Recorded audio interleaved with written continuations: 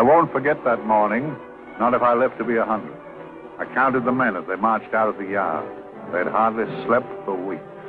We of the CID had slept even less, but the nightmare that kept us awake was all the same nightmare. That's why we weren't surprised when the commissioner asked us up to the conference room for a bit of a talk. He'd talked to us plenty, we knew that. It didn't help any to know what was ahead of us.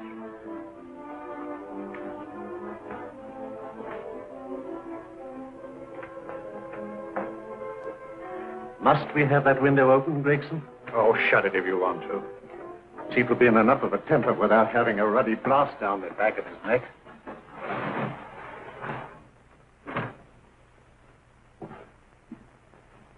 Gentlemen, the commissioner. Stuffy in here. Be seated, won't you? Gentlemen, if you wish to know what able men you are, read any of the works of popular fiction that glamorize your achievements, but don't, I beg of you, read the daily papers. They might give you an inferiority complex. I hate to mention it, but we're confronted with a series of the most atrocious murders since Jack the Ripper. And in the meantime, the CID might as well be playing at shove halfpenny for all the good we've accomplished. Now look. Here, here, and here. Each of these red flags scattered through the city stands for a woman brutally murdered, a woman's terror, a woman's death agony. These are no ordinary crimes. These are the works of a fiend who kills first and mutilates afterwards. A ghoul who hacks off a part of his victim's body and carries it away with him. A loathsome souvenir of his butchery. 3 women murdered so far, and you haven't turned in one clue. You haven't given me one lead.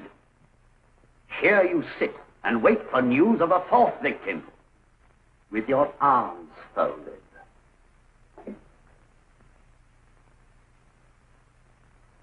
Well, we hadn't long to wait. It was down Lambeth Way where a young woman was hurrying home late last night. She saw something and stopped. It was a constable. He spoke to her, and he walked along with her, just in case. He saw her go down the stairway to the basement lodging where she lived. We can only surmise what happened after that.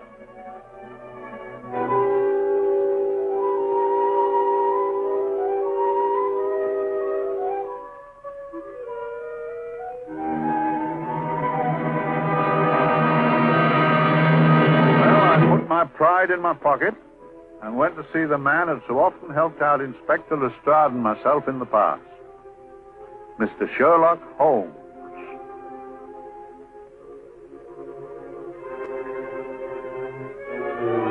If ever a man needed help, I did.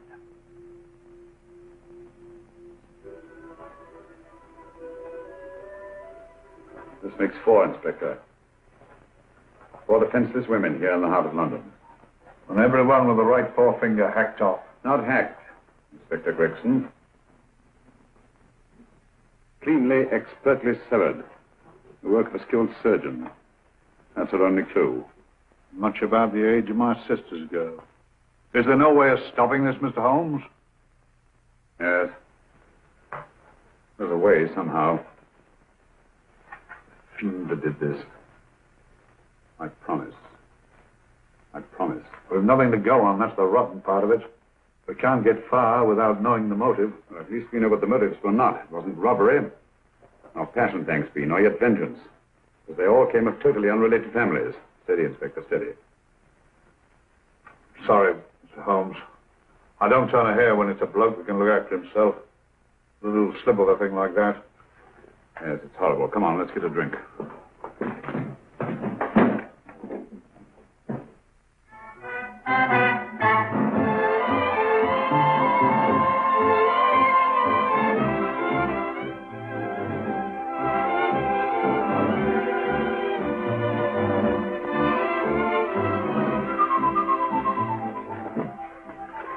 Good evening, Mr. Holmes. Good evening, Vincent. Whiskey and soda, please, and a double for my friend here, Inspector Gregson. Thank you, sir. Make mine Irish. Decent of you to give me a hand with this thing, Mr. Holmes. Always a pleasure to be of help to Scotland Yard, Inspector. Little out of my line. Looking for a maniac who murders just for the fun of it. Or perhaps just to get a human finger.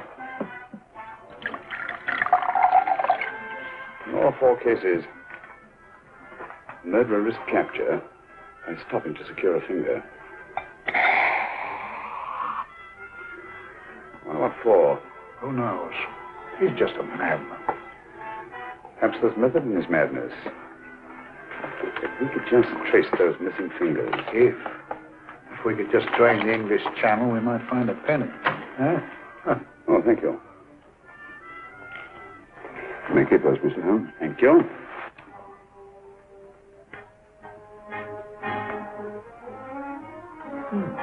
Sir George Fenwick, isn't it? Yes. Is that his daughter with him? Don't be so naive, Inspector. You know everyone, don't you, darling? Well, hardly. A week ago, I didn't know you. A week. How fast it's gone.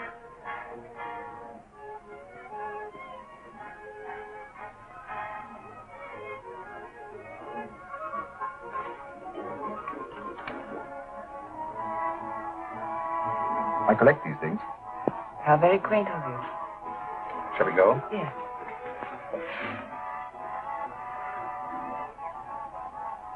What are you looking at, Mr. Holmes? Looking at a very handsome woman. Not fond of the purple, but giving an excellent imitation. Would you like to come to my flat for a nightcap? Lovely idea. Yes, isn't it?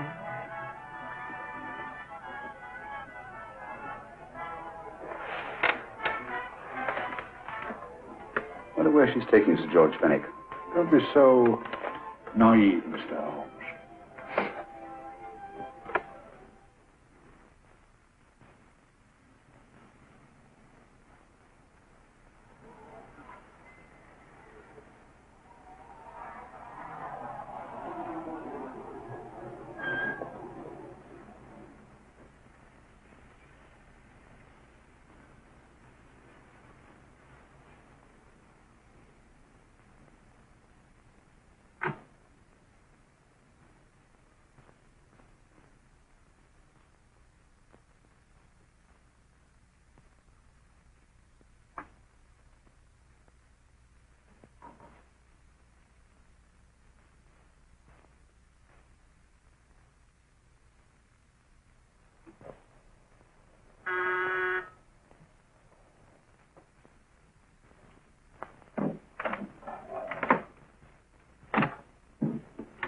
Good evening, Mum. Hello, Brandon. Any messages? No, Mum.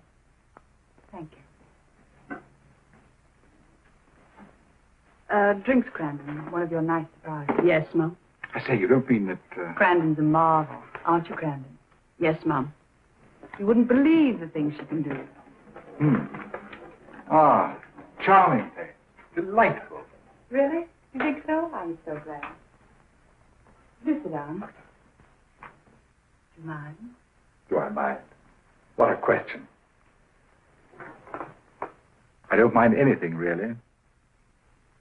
Except not being with you. Now, you really don't want me to believe that, do you? Not too seriously. Good. We're both quite grown up, aren't we? Quite.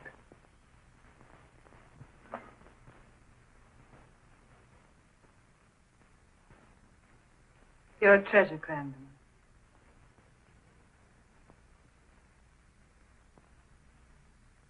And lower the lights a little as you leave.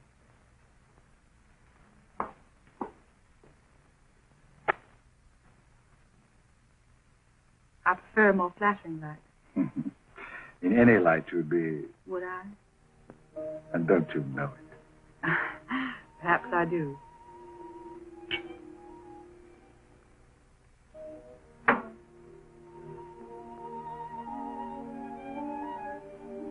Oh, that priceless woman. You wouldn't believe it, but she's absurdly romantic. She loves dreamy music, and she thinks that we... But we do, don't we? Do we? Well, it's rather soothing, restful. Yes. And we all need rest at times, like tired children played too long. You've played with wooden soldiers, I suppose. Funny. Hadn't thought of that for years. Toy boats were my special joy. Anything I could set afloat anywhere. Like this. And this. Toy boats sailing into the Never Never Land. The land of beautiful dreams. Look. Look, art isn't it how the light is reflected? Little specks of light that move and move. Like stars on a slowly moving stream. You know, Holmes, I'm very sensitive to atmosphere. No? Yes, I can tell by the feel of this room there's been a murder committed here. It may interest you to know, my dear fellow, it was the other side of that door at the foot of the stairs that the poor girl was murdered. If only I could find it. Find what? The one thing these unfortunate victims have in common that might give us a motive for these murders.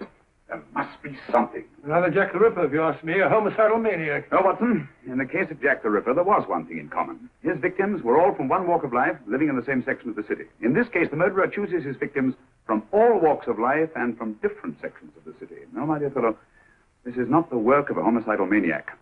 It's something infinitely more sinister. You know, the creeps. What else are you talking about? Watson, I'm convinced that these murders are only incidental to some larger and more diabolical scheme. That may be, but why the severed fingers? The answer to that question, my dear fellow, is our only hope of solving these mysteries. Yes, sister, I am so happy. I had such a lovely holiday at Brighton with you and Alf. And I'm looking forward to being with you again. Poor little thing. Sort of raises a lump in your throat. I can picture her sitting here happily writing this letter. And not bit realizing that she's shortly going to her death. Hello? Gregson. Oh, there you are, Mr. Holmes. I've been looking for you everywhere. What's happened? Murder in Edgware Road, not half an hour ago. Woman? Yes. And the right forefinger cut off clean.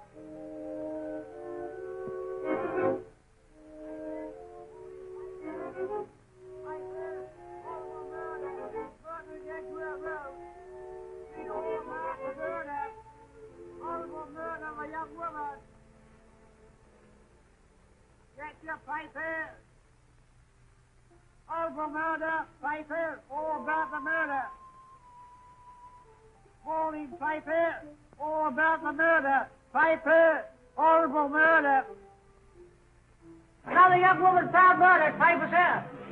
Horrible murder, 5 Read all about it. Get your 5 murdering Edgware Road. Horrible finger murder. Shocking murder, murdering Edgware Road. Horrible murder of a young woman.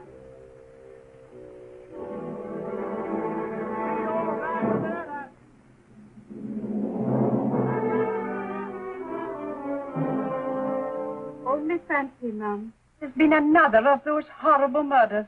Dear, dear, how shocking. Yes, Mum. I really don't feel quite safe here myself. Oh, dear.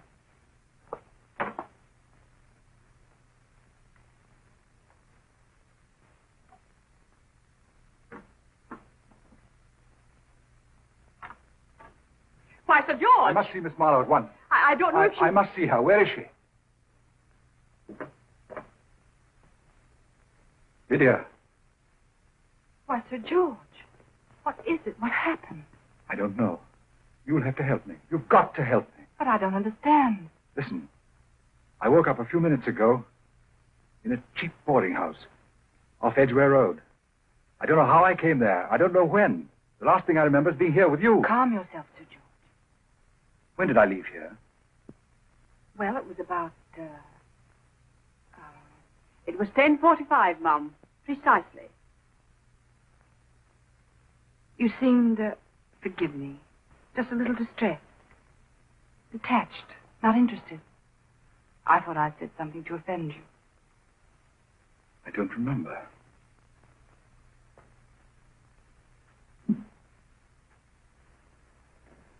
I can't remember.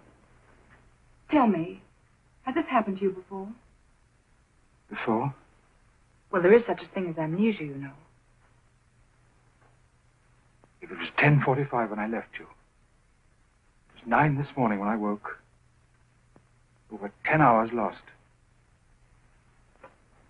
10 hours that I can't account for. And in my pocket when I woke, I found... Yeah, in my pocket. That isn't... Oh, it's not for you, of course. It can't be. Excuse me, Mum, but there's a man asking to see the gentleman. Send him away. Yes, Mum. No, please. I'll see him.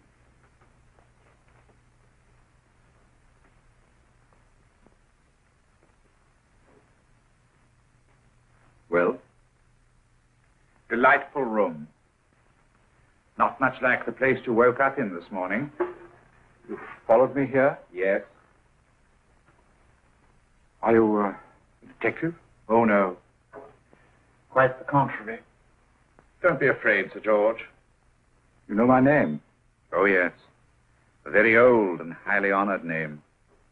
And being the bearer of such a name, and also a very wealthy man, I thought you might care to possess yourself this trifle. Rather than let it fall into the hands of the police. It is yours, if I'm not mistaken. The initials, GF. Where did you get this? It came out of your pocket. I saw it fall, but you never noticed. You were very busy, bending over something with a knife. Then you put something in your pocket.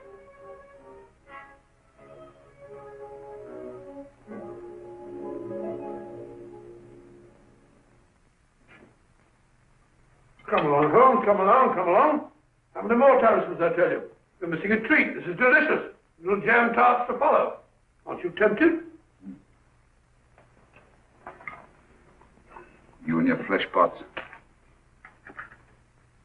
They tell me that fish is good for the brain. Brains haven't any. You realize that a whole day and a night have gone by since that festive affair in Edgware Road? I'm as much in the dark as ever.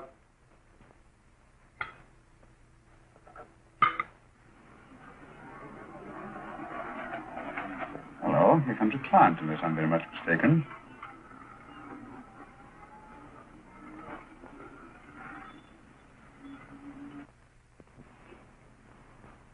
Well, attractive. Very attractive.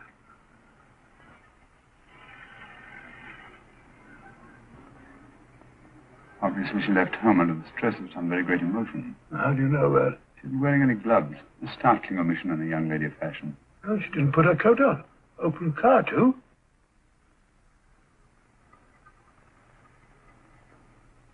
Furthermore, there's something in that bag she wants to show me.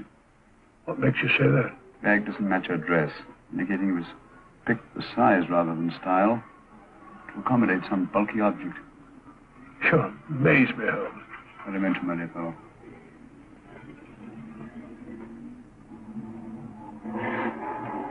Well, that's interesting. What is? The cab, turning at the empty house. Wonder why he followed her here. Oh, wouldn't you? Quite possibly with glasses.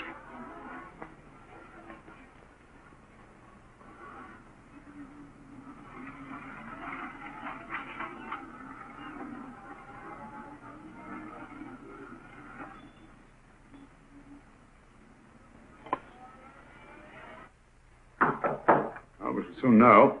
Yes, Mrs. Hudson? It's a young lady, sir. Most urgent. Ask her to come in. Go right in, miss. Mr. Holmes? Yes, this is my friend, Dr. Watson. How do you do? How do you do? Mr. Holmes, you must excuse me, please. Yes, well, won't you sit down? Come along. May I? It's quite all right. Thank you.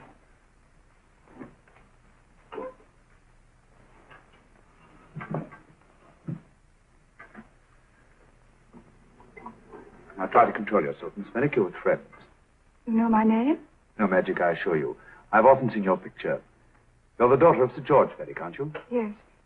It's about my father that I... What about your father, Miss Fenwick? Oh, I don't know what to do. He's always been the nicest, dearest person.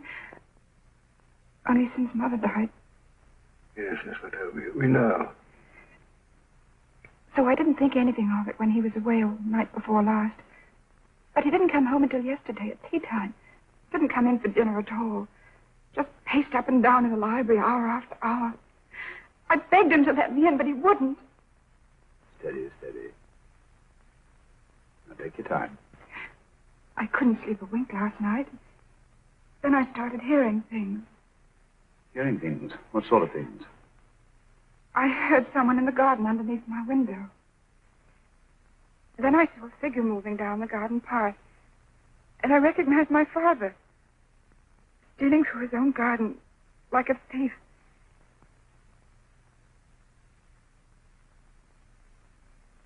He had a spade in his hand. And he stopped by the greenhouse where he started to dig. This morning, at daybreak, I stole out into the garden and I found this.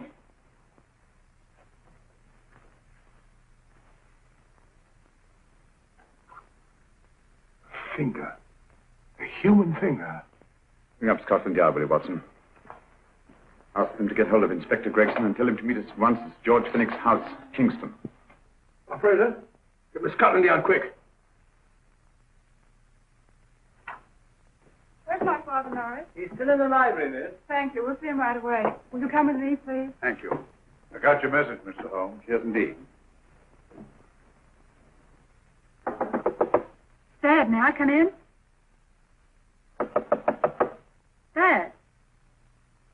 Honey? He doesn't answer. You mind? Please do. Thank you. Watson, quick. Oh, Come along, my dear. no. Take charge, Miss Fenwick, please. Now, miss, please. Please come along with me.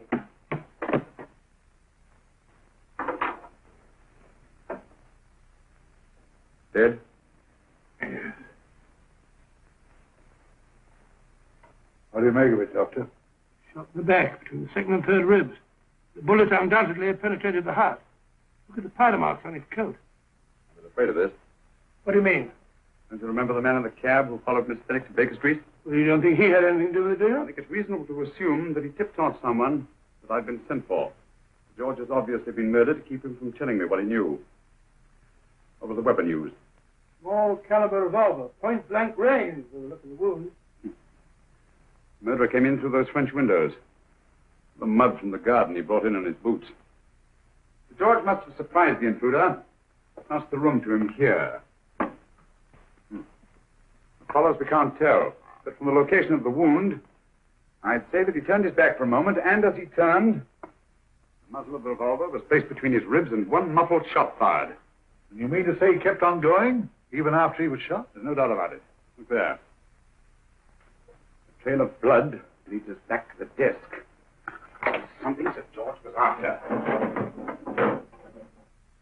Something. I know. He was trying to summon help, Butcher. I don't think so, Watson. There's the bell pull by the fireplace. No, you'll notice from the trail of blood that Sir George made straight for this desk here. I wonder, there's something he was desperately anxious to get.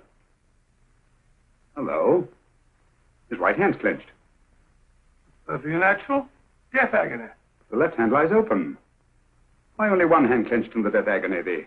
The right hand, the hand nearest the desk. Please note that. If Sir George took something off this desk, something so important that he spilled his last drop of blood to get it, I want to know what it is.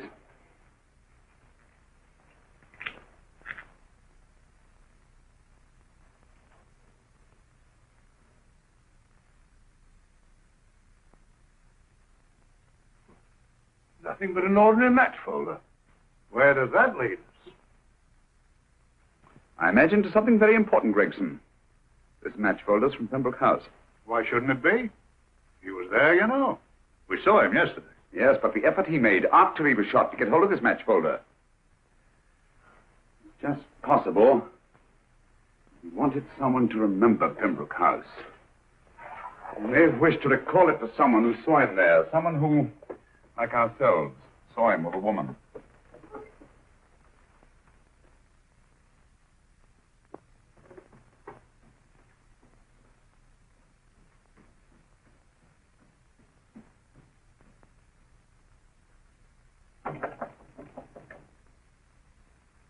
Come in.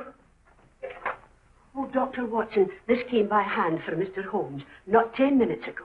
Thank you, Mrs. Elson. That would be the report from Sir George's bank. What from Sir George? Oh, really? Don't you remember his daughter told us that he just closed his account? And it looked into it once.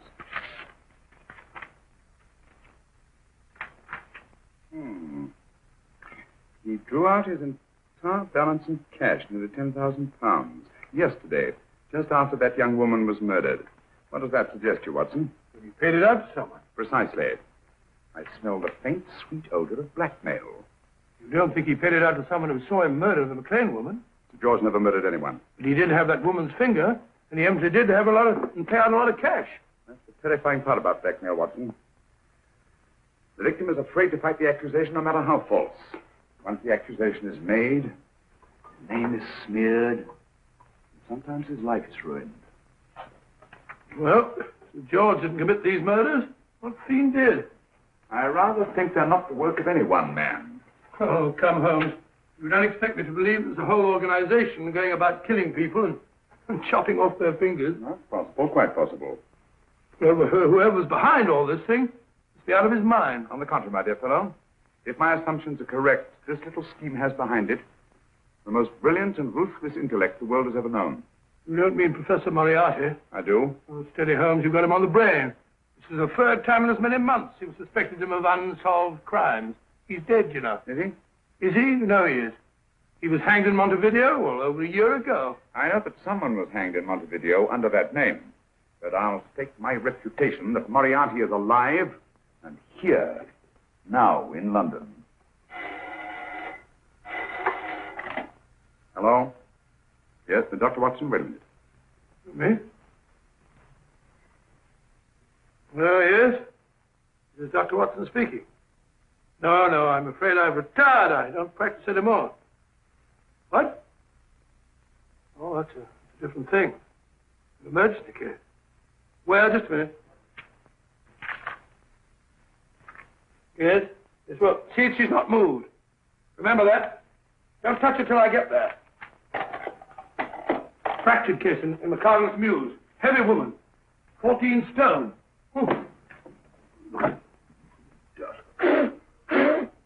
14 stone. Just the sort of person who would hoist herself up on a stool to feed the canary. There ought to be a law against fat people keeping little dicky birds. Well,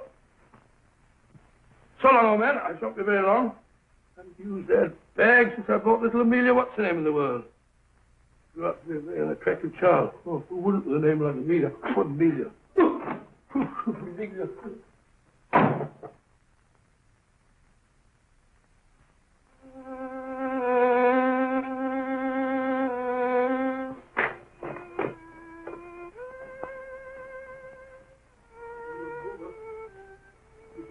Stupid about that.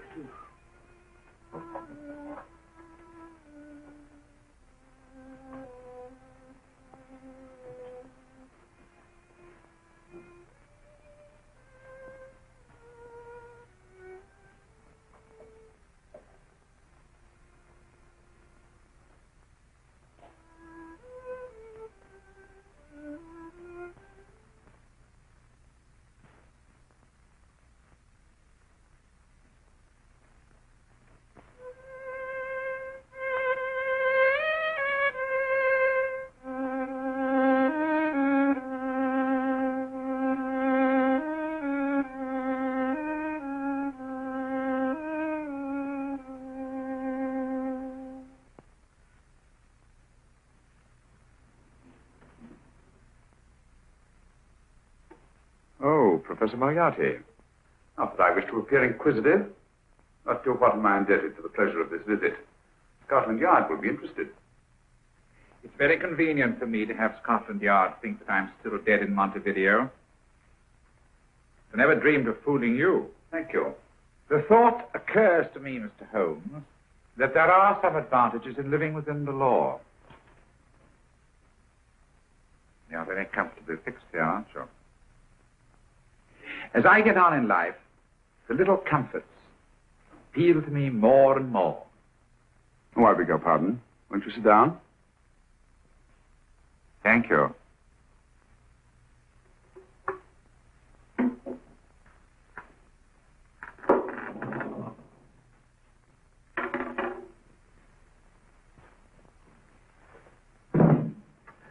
And now, Professor Moriarty, what can I do for you? Everything that I have to say to you has already crossed your mind. And my answer has no doubt crossed yours. That's final? What do you think? I shall not rest until you are hanged for the finger murders. You've no proof, you know. No, not a shred. But I have you. I could turn you over to the police here and now. You could. If you did, you'd never see Dr. Watson again. Oh, the telephone call. Quite. I rather assumed you had taken some such precaution. Or I should have snatched up a revolver and indulged in a fit of heroics when you came in. Very smart, aren't you? Not smart enough. Or I should have anticipated you. But if any harm comes to Dr. Watson, I shall seek you out. I shall not rest until I find you, and when I do... No harm will come to Dr. Watson this time. But I can't answer for the future. Mr. Holmes, I should strongly advise you to drop this case. Don't be silly. Think it over. We've had many encounters in the past. You hope to place me on the gallows. I tell you I shall never stand upon the gallows. But if you are instrumental in any way in bringing about my destruction, you will not be alive to enjoy your satisfaction. We shall walk together through the gates of eternity, hand in hand. What a charming picture that would make. Yes, wouldn't it? No, I really think it might be worth it.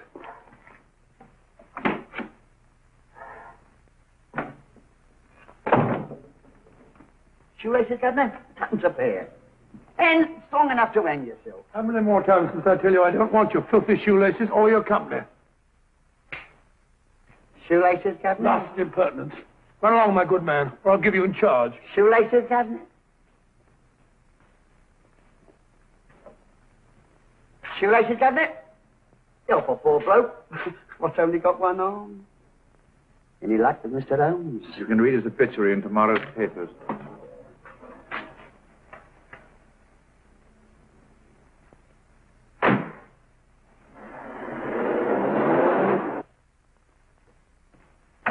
Oh, there you are, Watson. Come in. I was, just going out to look for you. Look for me what for? Suppose you don't think I know my way about. Well, you're right, I don't. Blast all practical jokers anyhow. Know where I've been? A wild goose chase. Exactly. There's no such number in McCardle's Muse. Some fool's idea of a joke. Did you see anyone? No, nobody especially. Only a whining old idiot selling bootlaces. Assistant beggar, wasn't he? Stuck you like grim death. Huh? How do you know? Finally left you for someone who looked like Bella Pickings. Someone, my dear Watson, was Professor Moriarty himself. What? Just called on me. Moriarty here and you let him go? But you are out of your mind. Why? Well, he bluffed me into believing that he was holding a friend of mine as hostage. Friend of yours who? Oh, nobody very important, just a fat, lazy fellow. Medical man, I believe. Medical man? Do I know him? Yes, I think you do. A fellow by the name of Watson. Watson, never heard. Who, me? I'm afraid so, old fellow. Your street hawker's job was to do away with you in a certain contingency.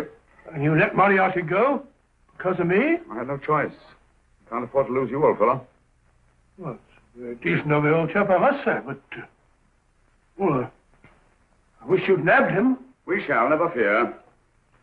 I know the motive for the finger murders. All I have to find out now is the method used with the blackmail victims.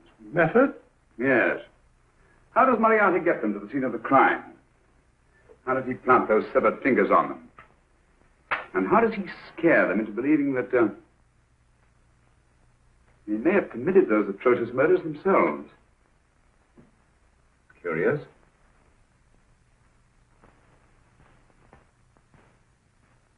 Very curious. Huh? Curious? What's curious? That window in the empty house across the street. First floor front. Oh? What's wrong with it? It's open. Well, shouldn't it be open? It wasn't open half an hour ago. I'll stake my life on that. Well, it's not our business. Let it stay open. I wonder if you'd go over, old fellow, and see what's the matter. Trespassing. Against the law. Well, I'll go myself. Oh, well, if you're going to put it like that, ridiculous waste of time. Think about shutting windows at this hour of the night. Yeah, you better take this torch. Don't take what... Dignified job for a doctor. Dr. Watson, the torchbearer. And what do you propose to do? Sit in a comfortable chair, I suppose, and read a good book. That's a very good idea. Yes, very good idea. While I play night watchman, you have a nice read. Mm-hmm. Good night. Have a good time. Good time. What do you mean?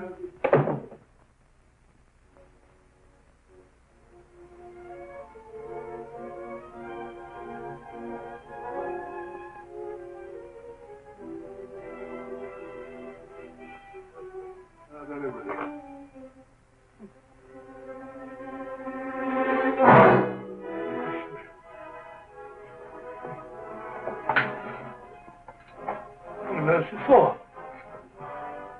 Oh, umbrella stand. Pretty little thing to keep about the house. Must have been a pet.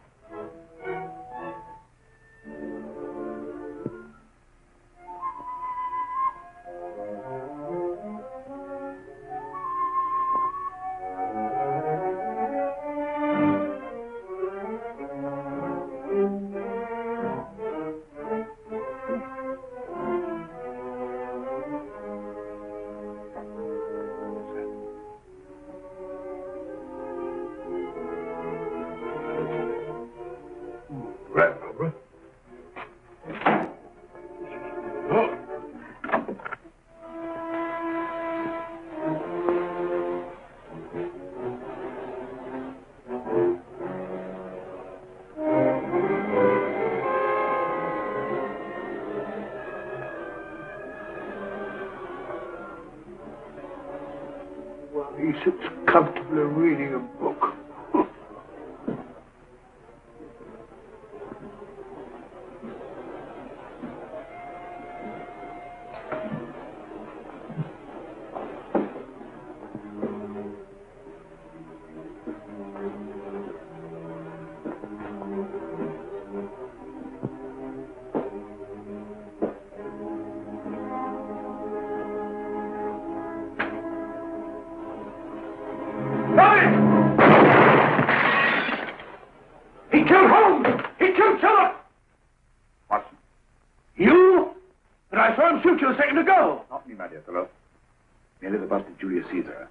Incidentally, you may have noticed that all through the ages, prominent men have prominent noses.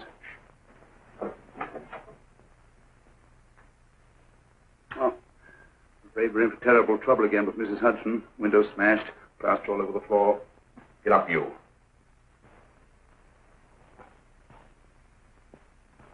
Corporal Williams, Middlesex Regiment. Discharged from the army as physically unfit. Papers seem in order.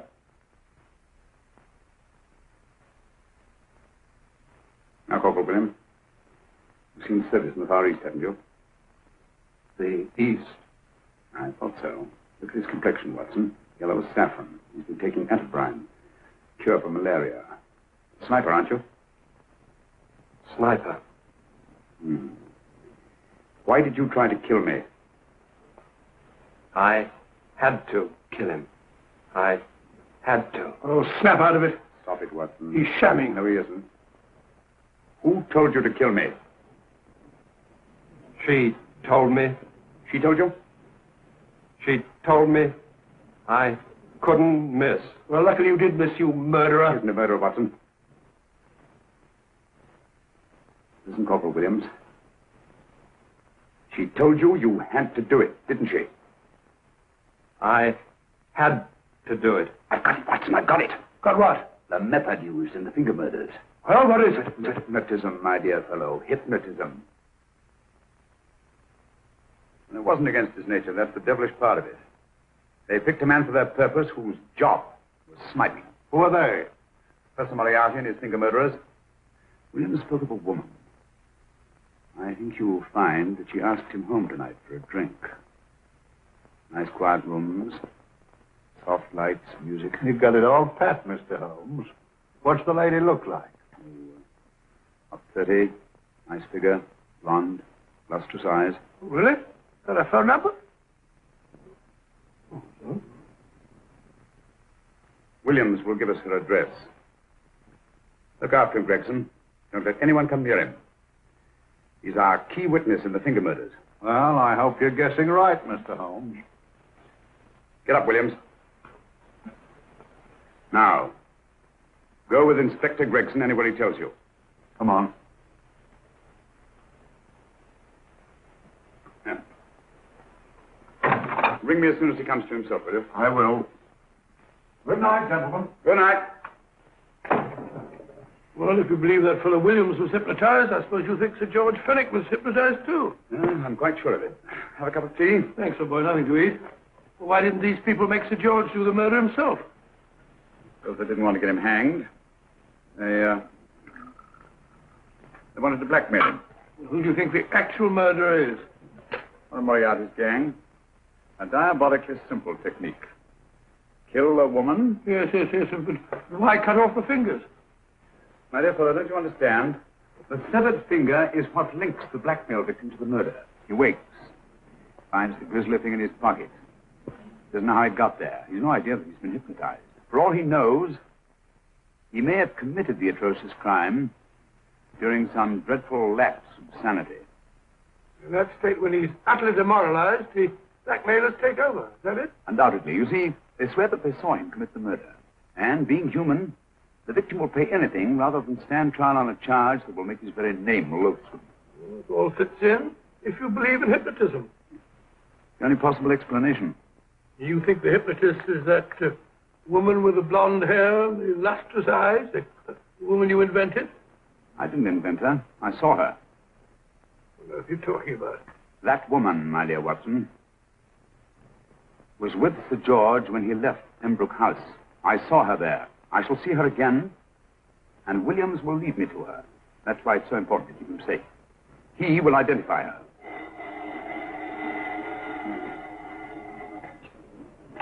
Well, yes? Inspector Gregson? What? Well, get every constable in the district. Yes, I'll be over at once. What's happened, Holmes? Williams is missing. Great Scott! Come on.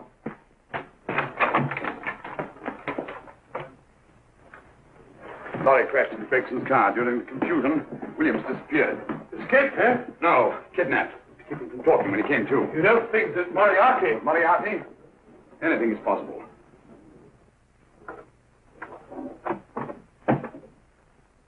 Williams!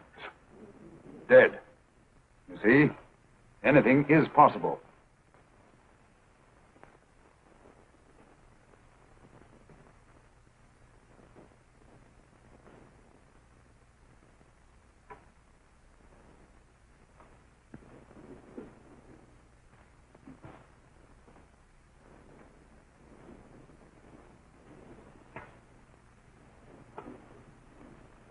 Oh, good morning, Professor Moriarty.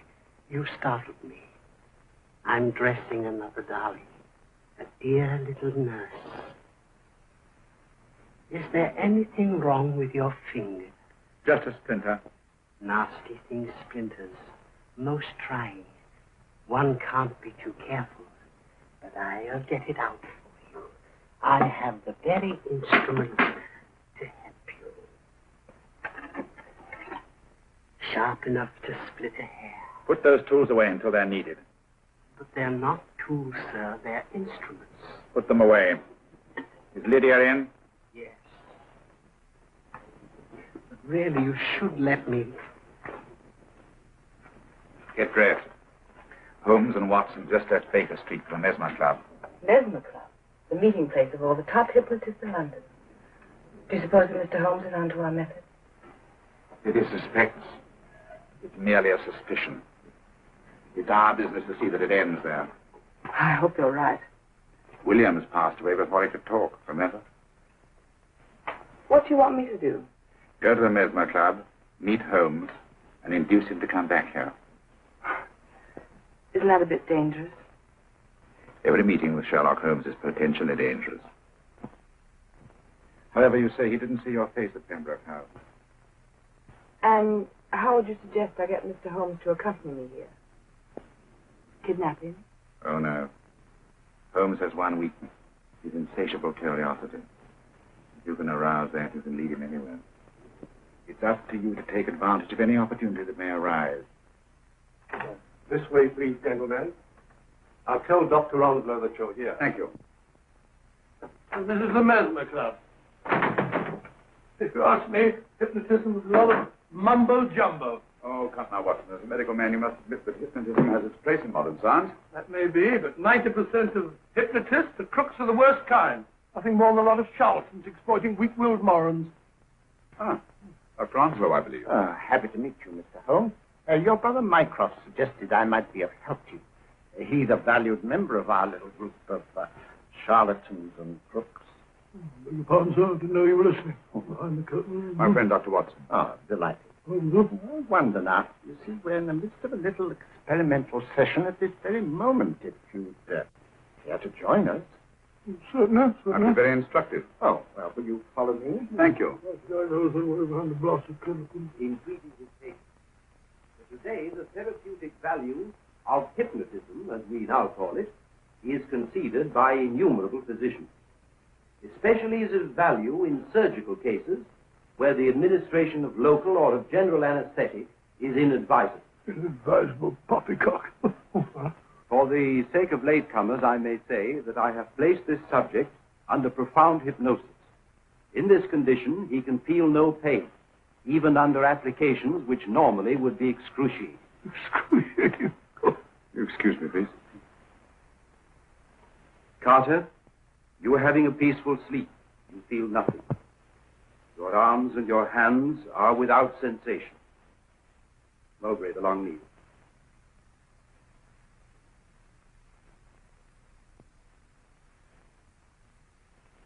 Carter, give me your right hand.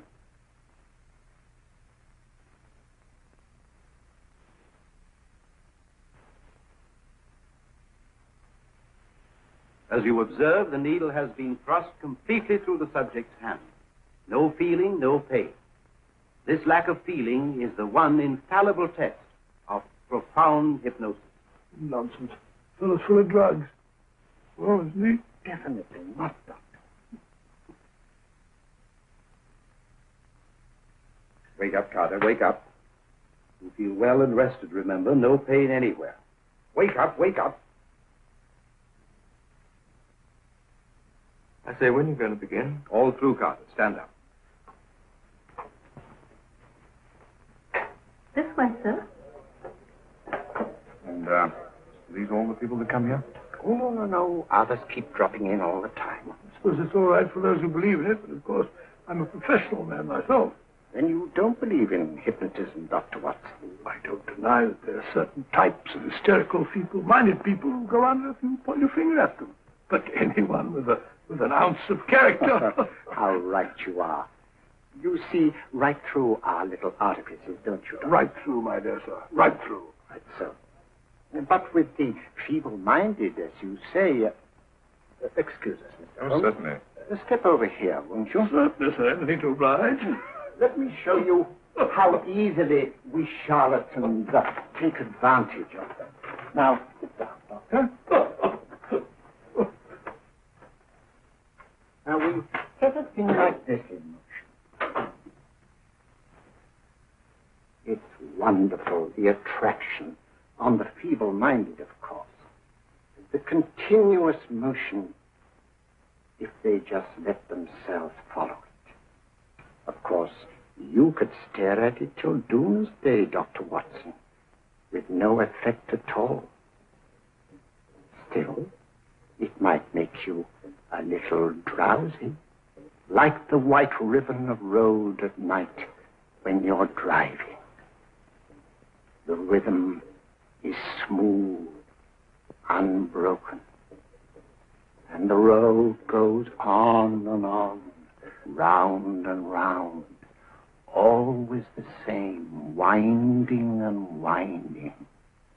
And you're drowsy, you're tired.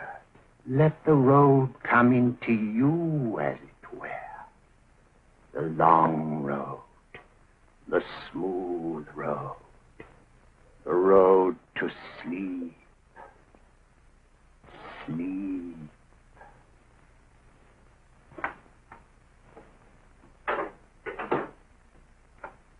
Open your eyes. Stand up. Turn around. And now, Dr. Watson, you're on a holiday in Scotland. The country is amazingly beautiful. We're coming to a stream. It isn't deep.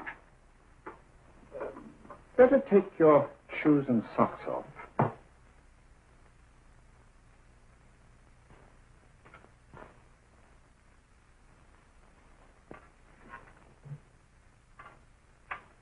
Roll up your trouser.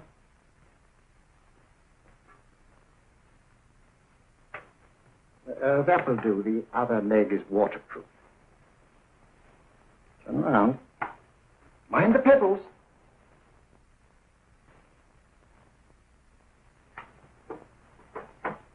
Sit down.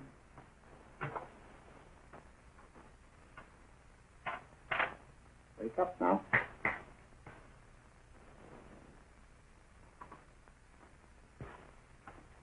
I see. What did I tell you? It didn't work with me. Why, nobody with an ounce of character.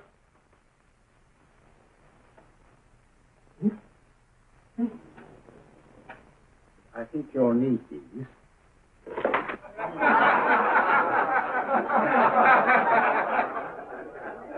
Going to laugh at? Watson, she's here. Oh, woman you're looking for? Yes, I'm going to meet her.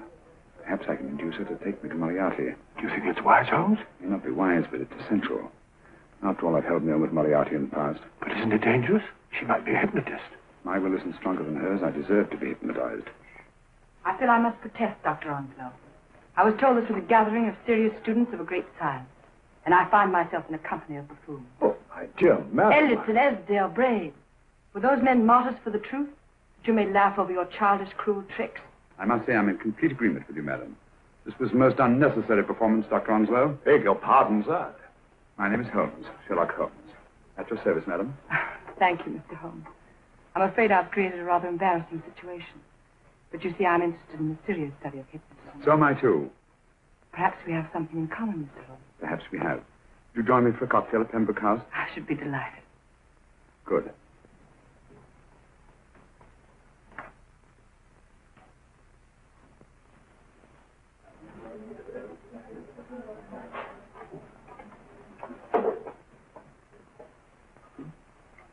Thank you. I didn't know there was such a pleasant place in London. It was so nice of you to suggest our coming here. I thought a little pick-me-up would do us good. You mean you thought I looked... I like the way you look. Thank you. I suppose I did lose my head a little at the Mesmer Club. But you see, hypnotism is almost a religion with me. I know so well what it can do to help, heal. And I can't bear to see it used for trivial purposes. I know very little about it. That's why I went to the Mesmer Club. You see, I'm rather puzzled just now with the case that I'm working on. How fascinating. Tell me about it. The murder of Sir George Fenwick. Fenwick? Who's he? Quite a well-known figure. Odd now I come to think of it. Last time I saw Sir George was here at Pembroke House. Strange. Yes, isn't it? He was sitting, I believe he was sitting at this very table. Cigarette? Thanks. Do go on. There was a charming lady with him. He was lighting a cigarette.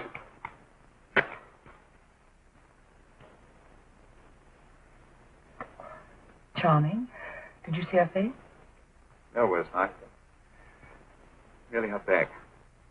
How unenterprising of you. Yes, wasn't it? Afraid I'm getting a little older.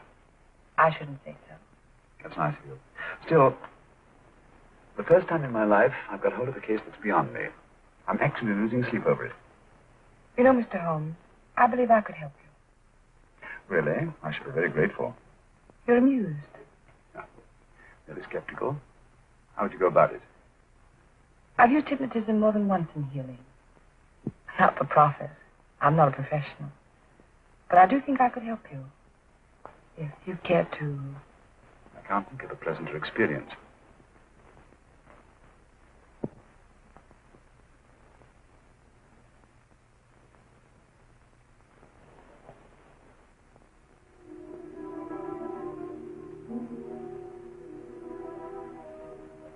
Low light, music, is that all there is to it? You must relax, Mr. Holmes. I'm afraid you're a rather difficult subject. So I thought perhaps a little help. Materia medica might be advisable. Drugs?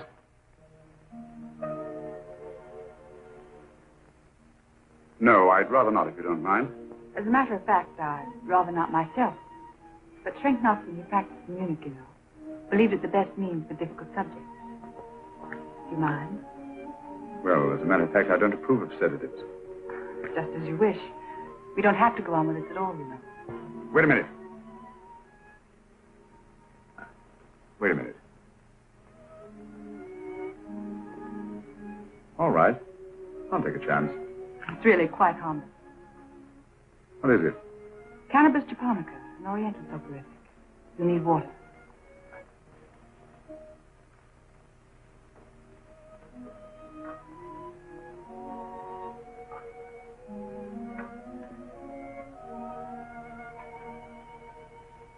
Thank you.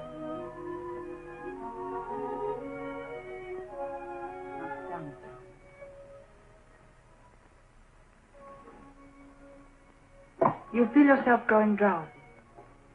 Don't fight it. Give in to it. Because you do want to sleep, you know. Just fix your eyes on this one white flower, floating on the water. Empty your mind of every other thought. Follow the motion of the water. So smooth. Not a ripple. Waters of forgetfulness. Steady. Deep. Strong. Strange, isn't it? How the light is reflected. Little specks of light that move and move.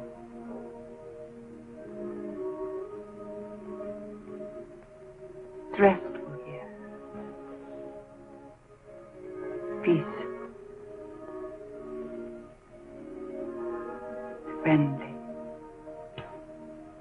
And you're very close to finding what you're looking for. You'll find them soon now. The guilty ones. When you're rested, gentle waters are closing over you. Steady, deep, strong, drawing you down, down, down.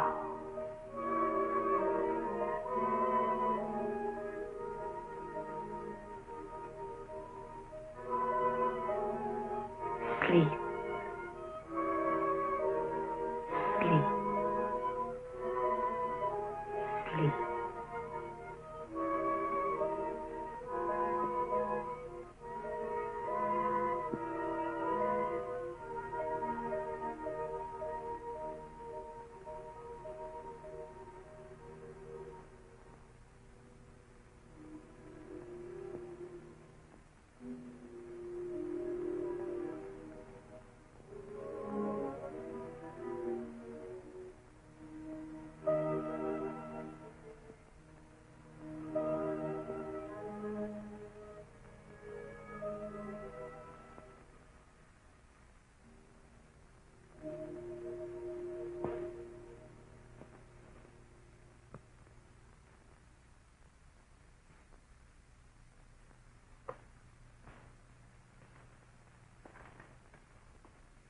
Here he is, Professor Moriarty. Stand up, Mr. Holmes.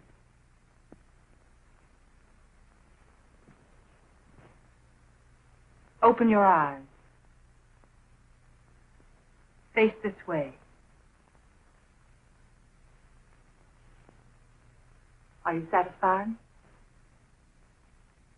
We are dealing with a clever man. He may be shamming. There's just one infallible test for profound hypnosis. You ready, Dr. Simnel?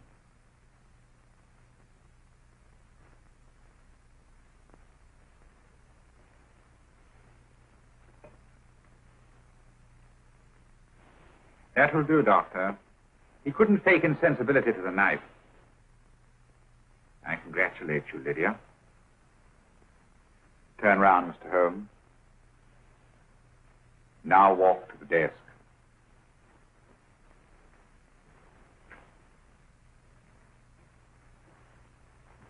Sit down. Take that pen and write what I tell you to write. I have at last found a case which I cannot solve.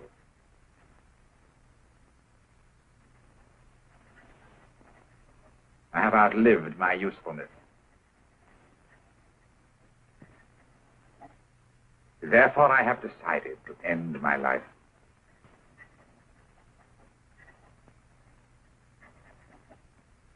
Sign your name.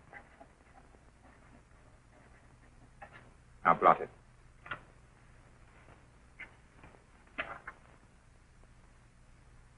Fold it up. And put it in your pocket. Come, Mr. Sherlock Holmes. Go out onto the terrace.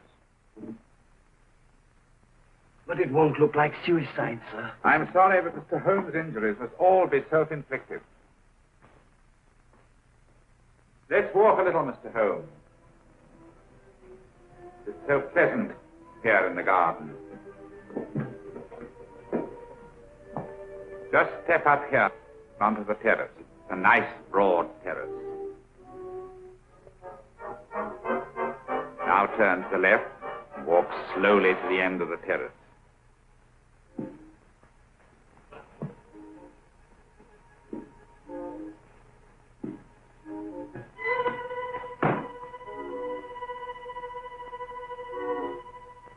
Don't stop. You must walk to the end, you know.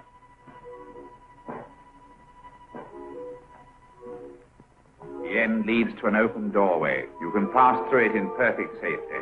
In the room beyond the doorway, you'll find what you've been looking for. Must you drag this on? This is the moment I've been anticipating for a long time, my dear. Go on, Mr. Holmes.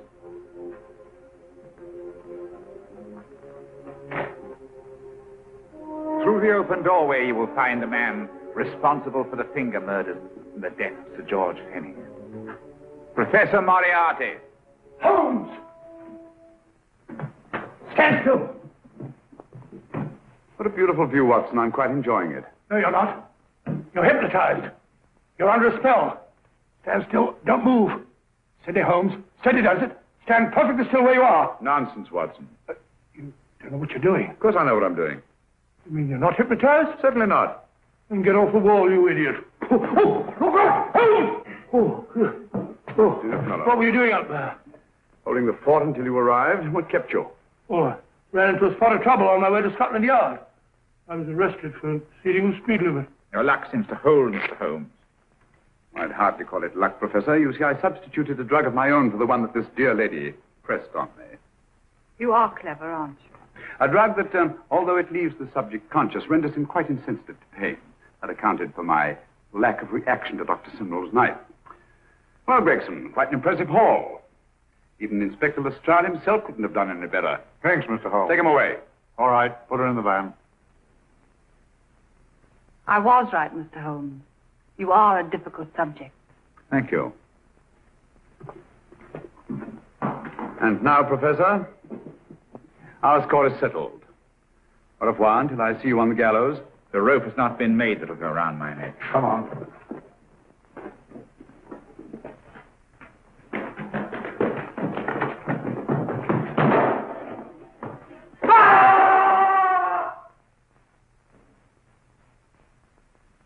I'll take care of things, Mr. Holmes. Thank you, Inspector. Come on. An evil man, Holmes, but what a horrible death. Better than he deserved. What are you thinking of? I'm thinking of all the women who can come and go in safety in the streets of London tonight.